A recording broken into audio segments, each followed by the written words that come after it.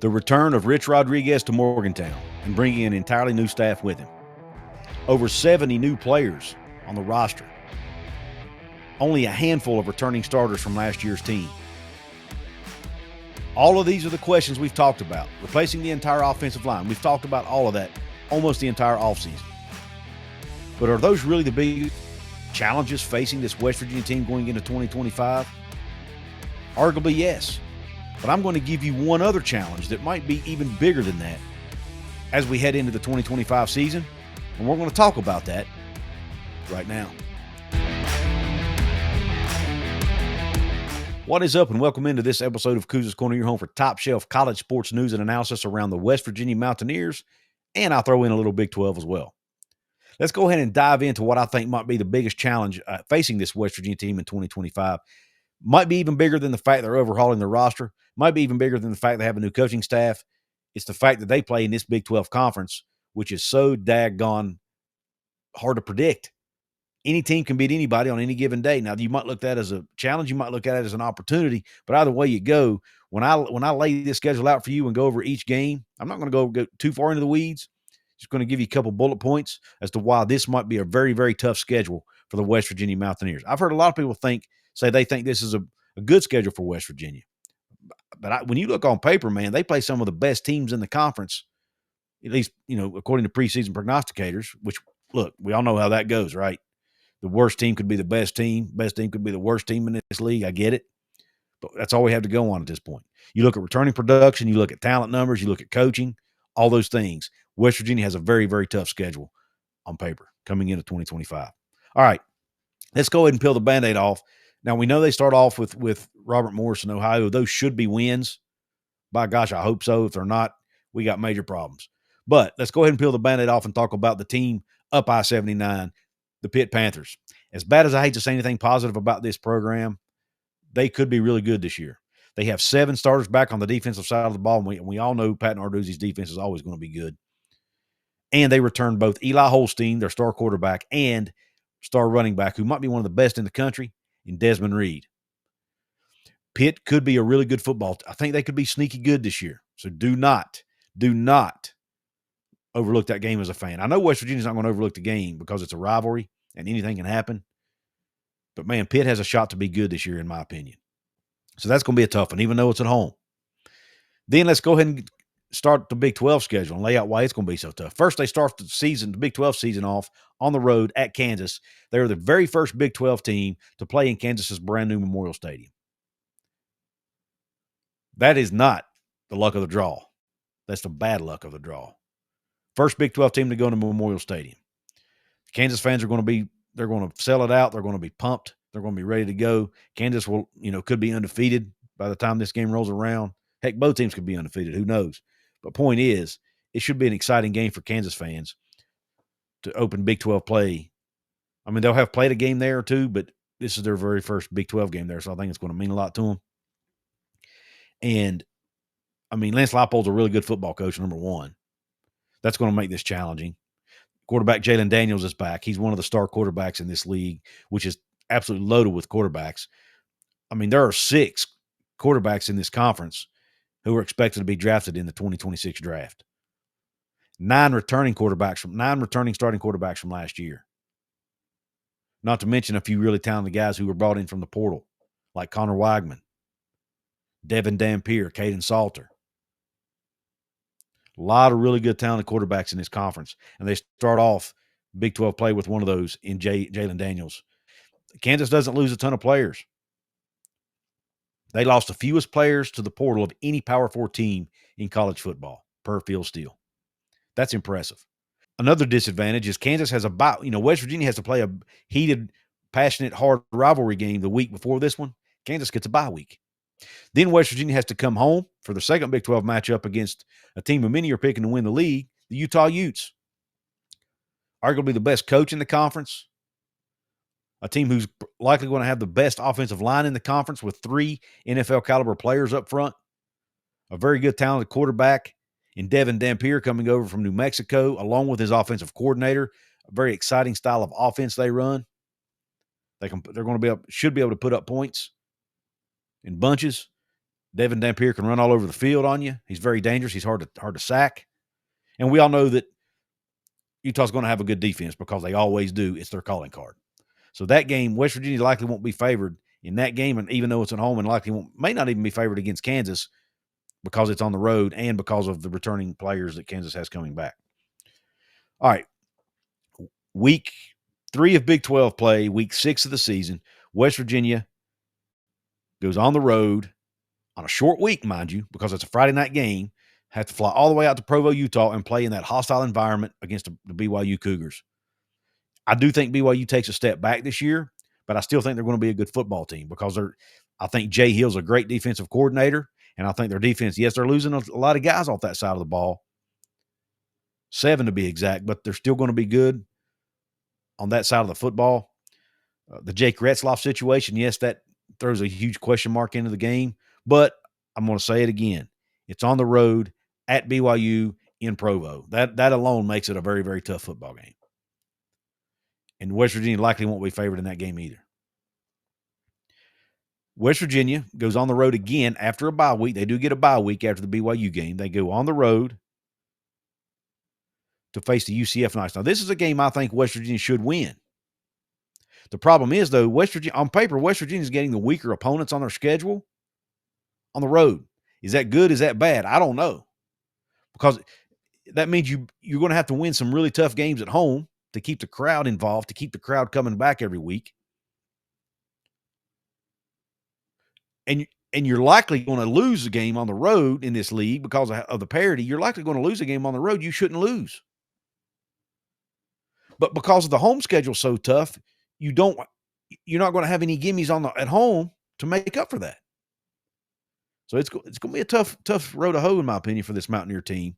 But UCF, yet they have a new coach too and a new staff with Scott Frost coming back. This will be I don't know what you want to call it, the retread bowl or the second chance bowl. I don't know what you want to call it, but 2 returning coaches. Both teams bring in a lot of new players. Scott Frost bringing in about 67 new players. West Virginia coming off the bye.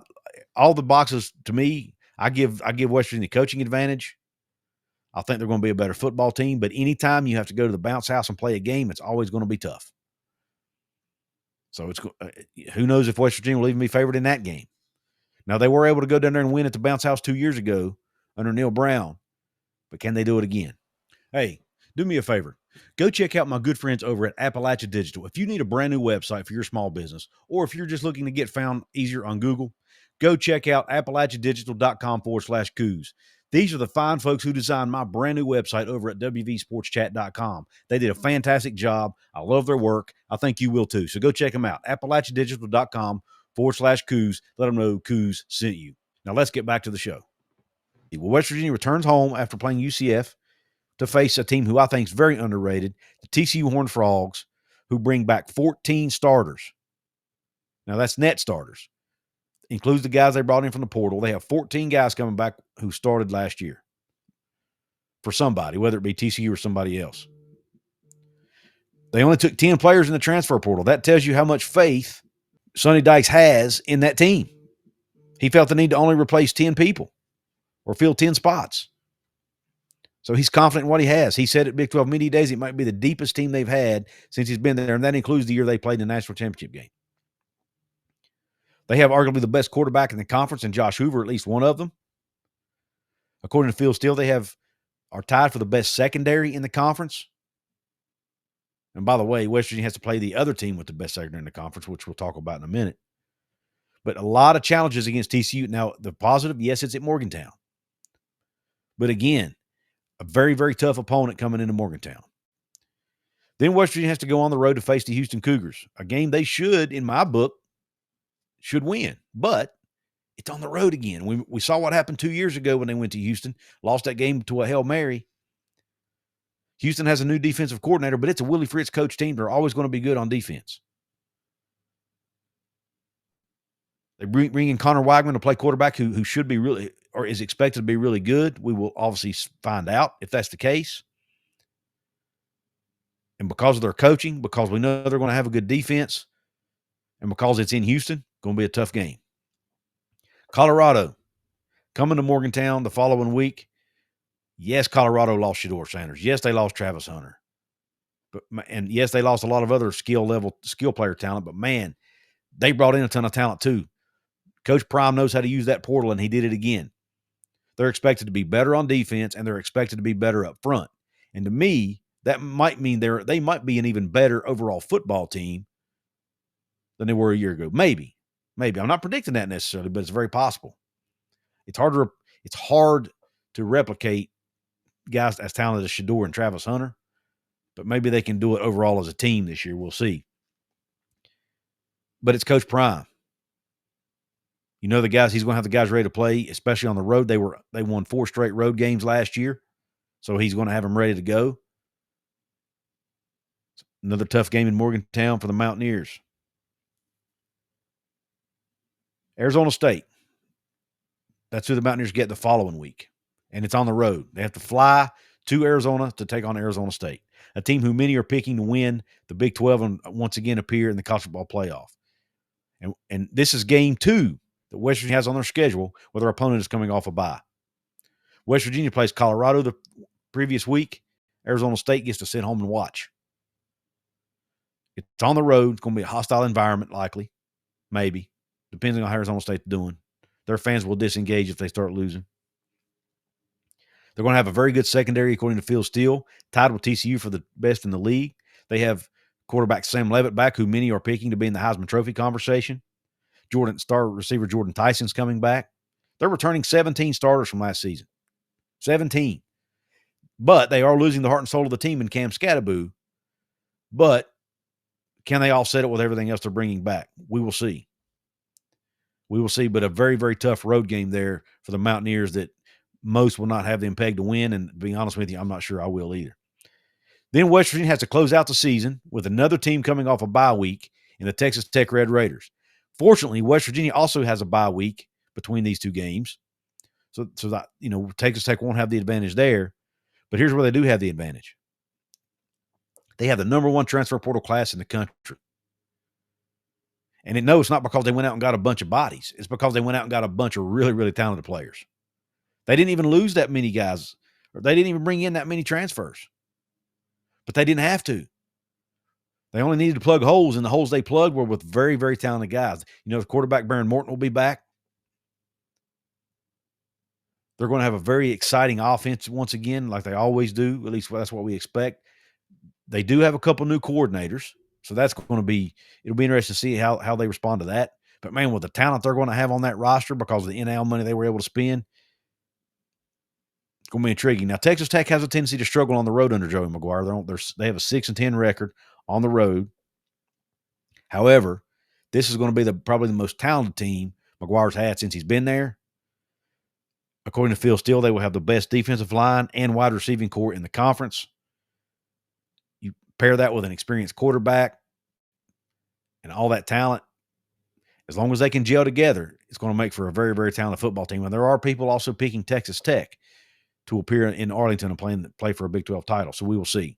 Now, the positives of that schedule, they avoid Kansas State, they avoid Iowa State, they avoid Baylor.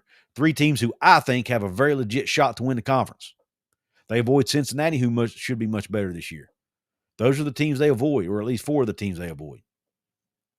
But they also avoid Oklahoma State, who I don't expect to be very good. Oh, and they avoid Arizona, who I don't expect to be very good. So kind of balances out there, right? But when you look at – I just think this is a very, very tough schedule. I heard Phil Steele say he thinks it might be – he said it was either the second or third toughest schedule in the league, in his opinion, during his appearance on In the Gun with Wes Euler and Jed Drenning the other day. And I tend to agree with him. I think it's a very tough schedule for the Mountaineers. When you consider – here are their home opponents. Texas Tech, TCU, Colorado, and Utah. Those are the 4 home games for West Virginia. Their road games don't seem as tough with the exception of one, but they're all on the road, and it's hard to win on the road in this conference. Their road games are Kansas, BYU, Houston, Arizona State. West Virginia could have a better road record than home record in 2025. Very possible. But they're likely not going to win all those road games. They're going to drop a couple of them probably. Those are Arizona State and probably one more. But where do they get the wins at home to offset that so that they can make a bowl game? Because the backyard brawl could be a coin flip. They'll have couple wins against lesser opponents. At least they should. If not, they're really going to be in trouble. But where do they get their Big 12 wins? Maybe they beat UCF. Maybe they beat Kansas. Maybe BYU. Maybe Houston. Maybe Colorado. But it's all maybes. It's what makes this daggone league so fun. But I want to know what you think about West Virginia's schedule in 2025. Do you see this as a very tough challenge and a tough road ahead, and arguably the toughest challenge they face, especially when you look at the quarterback depth in the conference and the returning production in the conference? Or do you actually think it's a very manageable schedule for West Virginia and you like the way it lays out? I want to hear your thoughts in the comments section. And if you're listening to this on podcast platform, please do me a favor, give me a 5-star review, and please make sure you follow us to keep up with everything we put out on podcast. If you're watching, please hit the thumbs up button. Please subscribe, and please share it with your family and friends. I want to give a quick shout out to my channel VIPs of this episode. They are Houston Cougars Germany, Denny Allen, Shaggy of WV, Daniel Gigax, S. Michael DeHart, and TS. Thank you all for your paid membership. If you want to be a paid member and you're not yet, hit that join button below. If you don't see a join button, there's one over at my channel homepage right beside my profile photo, which is my channel logo. So check that out. Also want to give a shout out to my sponsor, Appalachia Digital. Thank them for helping supporting me here. And I'm an affiliate marketer for Victory Tailgate. If you want to get yourself some really cool cornhole boards or anything else for your tailgate, check it out. There's a link in my description box. Use that link. Anything you buy during that shopping experience, I will get a small commission. Right now, they have a deal going where if you buy a full-size cornhole board, set of cornhole boards, you get 2 sets of bags free. So you can get a couple sets of bags of whatever you like free with the purchase of a set of cornhole boards. Go check full-size cornhole boards. Check it out over at victorytailgate.com using the link in my description box, please. I really want to thank you for tuning into this episode. Hope the rest of your day's top shelf. God bless you, and Q Country Roads.